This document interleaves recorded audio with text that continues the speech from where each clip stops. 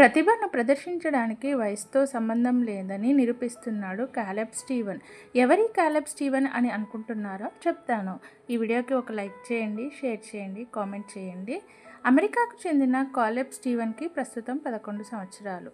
3 ఏళ్ల వయసు నుంచే అతను ఉపన్యాసాలు ఇవ్వడం మొదలుపెట్టాడు. వినడానికి కాస్త ఆశ్చర్యంగా ఉన్నా ఇది నిజం. మొదటిసారి ఆయన బిలీవ్ ఇన్ యువర్ సెల్ఫ్ అనే అంశం మీద మాట్లాడారు. అప్పటి నుంచి ఇప్పటి వరకు రకరకాల అంశాల మీద ప్రసంగాలు ఇస్తూనే ఉన్నాడు.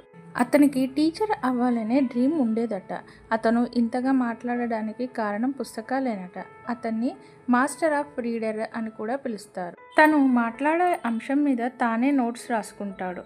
యంగెస్ట్ మోటివేషనల్ స్పీకర్గా గిన్నిస్ బుక్ ఆఫ్ వరల్డ్ రికార్డులోనూ స్థానం సంపాదించాడు. ఈ బుడతడు తన తోటి పిల్లల కోసం ఒక గ్రంథాలయాన్ని కూడా ఏర్పాటు చేశాడంట.